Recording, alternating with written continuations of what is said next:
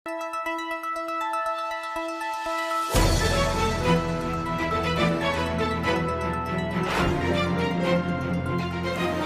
देख रहे हैं मुल्क का सबसे ज़्यादा देखा जाने वाला न्यूज़ चैनल सच्चाई न्यूज़।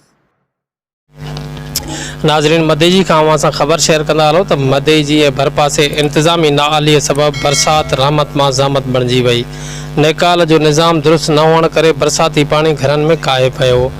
मुख़्तलिफ़ ॻोठनि जे इस्पतालनि, स्कूलनि, क़ब्रिस्ताननि तोड़े मुख्य चौराहनि ते गोॾे जेॾो पाणी भीजी वियो आहे। तेज़ बरसात सबब केतिरनि ई ग़रीबनि जा अजा ढही पिया आहिनि। कचूं भितियूं किरी पियूं आहिनि ऐं केतिरा ई कखां छपरा पिणु उॾामी विया आहिनि।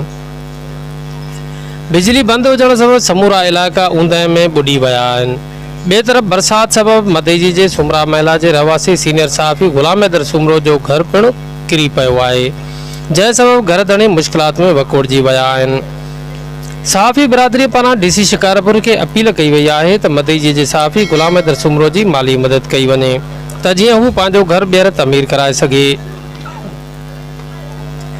ॿिए तरफ़ ॻोठ जिंदोदेरो में ॻोठाणे शेर मोहम्मद शेख जी महल जे वाड़े जी छत धमाके सां किरी पई, जंहिं दौरान वाड़े मालिक मौजज़ाणे तौरु बची वियो। छत किरण सबब 20 ढोर ज़ख़्मी थी पिया आहिनि, जिन खे ॻोठाणनि पंहिंजी मदद पाण तां ॿाहिरि कढियो। होॾां बरसात सबब रोडनि तां ट्रैफिक पिणु ग़ाइब थी वई आहे ऐं मज़दूर तबिको सख़्तु मुतासिर थियो आहे।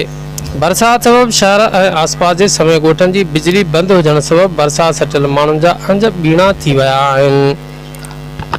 इलाही बख्श भुट्टो, सच्चाई न्यूज़, मदई जी। नाज़रीन, मज़ीद खबरें और अपडेट्स के लिए देखते रहिए सच्चाई न्यूज़। आप हमारी खबरें किसी भी वक्त यूट्यूब, ट्विटर और फेसबुक पेज पर सच्चाई न्यूज़ स्पेल है SACHAI स्पेस NEWS लिखने के बाद सर्च करके देख सकते हैं।